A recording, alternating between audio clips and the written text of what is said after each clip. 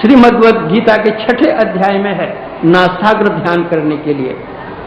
और यही बात कुरान शरीफ के हूद में है। गीता में जिस तरह से लिखा है ध्यान करने के लिए, इस तरह बैठो और इस तरह ध्यान करो, कुरान शरीफ के हूद में उसी तरह बतलाया गया है। इस तरह बैठो, इस आसन से बैठो, इस तरह अपनी दृष्टि को करो। बिल्कुल ये तीनों का एक। उसी को भगवान महावीर ने प्रेक्षा ध्यान कहा है और उसी को भगवान बुद्ध ने विपश्यना ध्यान कहा है। एक ही है, कोई अंतर नहीं। जिसमें अनुसंधान की चर्चा आप संत मत में पाते हैं, जो संत मत की शिखर साधना है, बाइबल में आप पढ़िए। In the beginning was the word was with God and the word was God. आरंभ में शब्द था, शब्द ईश्वर के साथ था, शब्द ईश्वर था, वह शब्द ईश्वर। इस अंतर्नाद की साधना हजरत मोहम्मद साहब ने वर्षों गुहा में बैठ करके की है और अंत में उन्होंने आत्मलाभ साक्षात्कार किया है। परमात्मा अल्लाह का उन्होंने दीदार प्राप्त किया है और एक दिन वे रोने लग गए। उनकी बीवी ने कहा कि जिस समय आपको खुदा का दीदार नहीं हुआ था, उस समय आप रोते थे। मैं पूछती थी कि आप क्यों रोते हो, तो आप कहते थे कि इतना हुआ, इतना समय बीत गया, इतने दिन बीत गए, इतनी उम्र बीत गई, लेकिन खुदा का दीदार नहीं हुआ। लेकिन अब तो आपका खुदा का दीदार हो गया, फिर क्यों रो रहे हैं? उनका अब इसलिए रो रहा हूं कि मेरे जैसे नाचीज को उन्होंने अपना दीदार दिया। तो बाइबल पढ़िए, कुरान पढ़िए, आप अपना वेद पढ़िए। वेदाहमेतम पुरुषम महांतम आदित्य वर्णम तम सह परस्ता तमे विदित्तात मृत्यु में नान्यो पंथा विदिते ने आया। वेद कहता है कि नान्यो पंथा, न अन्य पंथा, और कोई दूसरा रास्ता नहीं है। तम सह परस्तार, अंधकार के परे चलो, प्रकाश में जाओ और शब्द को पाओ। यही एक ईश्वर के पास, खुदा के पास, परमात्मा के पास पहुंचाने का रास्ता है और दूसरा रास्ता नहीं। मानवकृत जितने रास्ते हैं उन रास्तों में परिवर्तन होता है, लेकिन ईश्वर कृत जितने रास्ते हैं उसमें परिवर्तन नहीं होता। ट्रेन चलती है आज इस होकर के, कल उस होकर के, प्लेन चलता है इस होकर के और उस होकर के, सड़क की पगडंडी भी बदलती है इस होकर के और उस होकर के। लेकिन परमात्मा ने जो सड़क निर्माण किया है वह सड़क कभी परिवर्तनशील नहीं है। तारे कितने चलते हैं? असंख्य तारे चलते हैं। कभी सुना है कि एक्सीडेंट हुआ है? सूर्य चंद्र ये सारे की गति है, कभी एक्सीडेंट हुआ है? पृथ्वी चलती है, एक्सीडेंट हुआ है? आप ट्रेन की, प्लेन की, कार की, बस की दुर्घटना रोज सुनते हैं। जिस पर रहता है ड्राइवर, किसी पर तो दो दो रहते हैं। और इस चंद्र को, सूर्य को, तारे को चलाने वाला ड्राइवर कौन है? कौन बैठा हुआ वहां पर? कैसे संचालित हो रहा है? कैसा ड्राइवर है? कैसा रास्ता उसका है? परमात्मा ने एक रास्ता बतलाया है आंख से देखने का। क्या कोई दूसरे रास्ते से देख सकता है? किसी देश का, किसी वेश का, किसी जात का, किसी पात का, किसी धर्म का, किसी मजहब का, किसी संप्रदाय का, किसी रिलीजन का? परमात्मा ने एक रास्ता बनाया है कान से सुनने का। किसी दूसरी चीज से सुन सकता है कोई? नाक बनाया परमात्मा ने सांस लेने के लिए, और दूसरी चीज से सांस ले सकता है कोई? परमात्मा ने भोजन करने का रास्ता एक बतलाया है मुंह, और कोई चीज से भोजन कर सकता है कोई? परमात्मा ने मलमूत्र विसर्जन का एक एक रास्ता बना दिया है, और भी कोई रास्ता बनाकर के चल सकता है कोई? क्या? जैसे ये रास्ते सब एक परमात्मा कृत है, इसमें परिवर्तन हो नहीं सकता है, उसी तरह ईश्वर के पास जाने का जो रास्ता है वह एक ही है।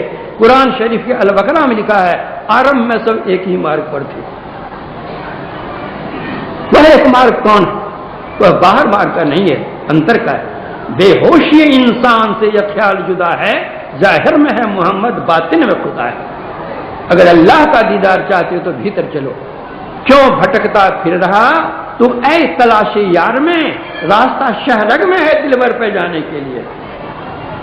गोश बातिन हो कुशादा, जो करे कुछ दिन अमल, ला इला अल्लाह अकबर पे जाने के लिए।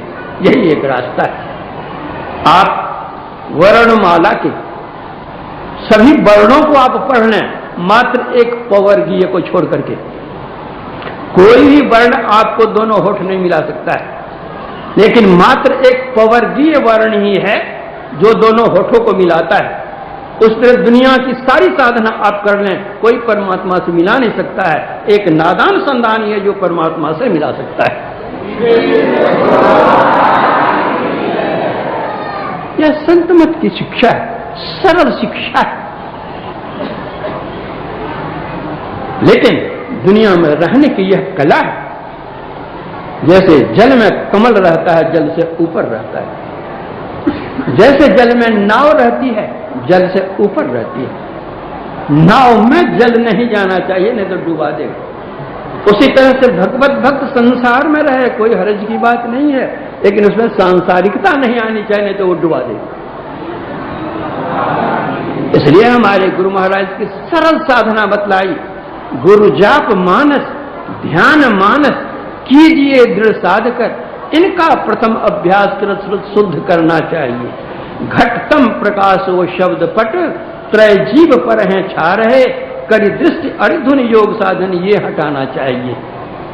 और इसके लिए पवित्र जीवन चाहिए।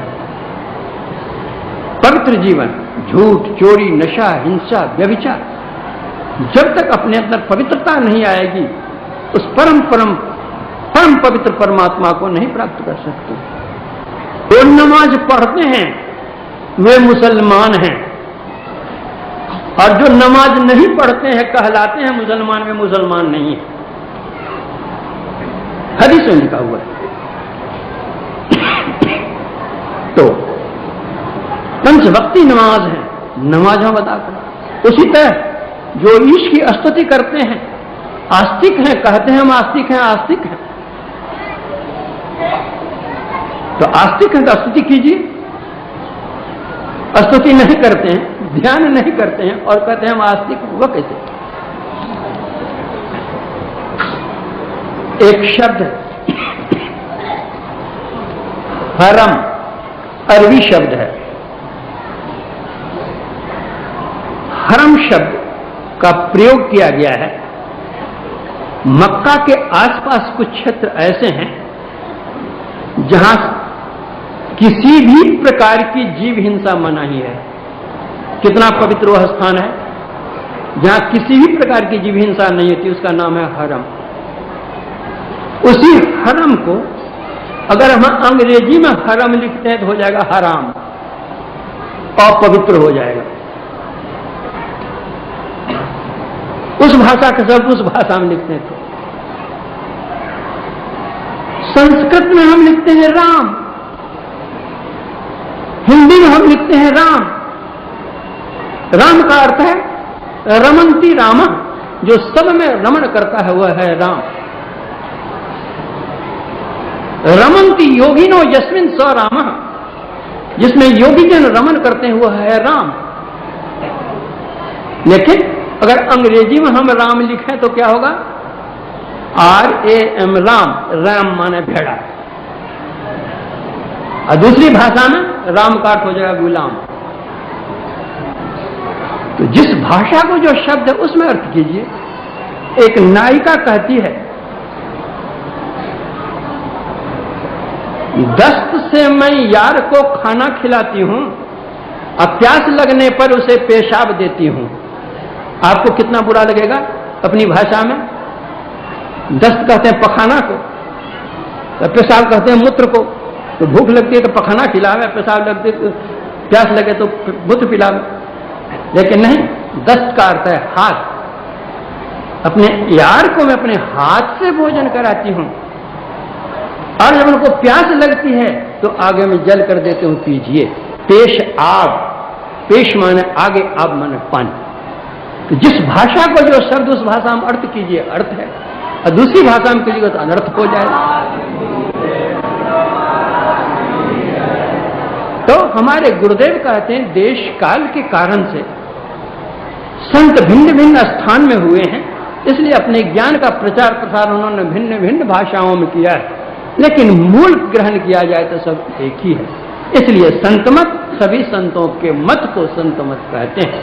हमारे गुरुदेव ने यह शिक्षा दी है, यह दीक्षा दी है, यह ज्ञान दिया है,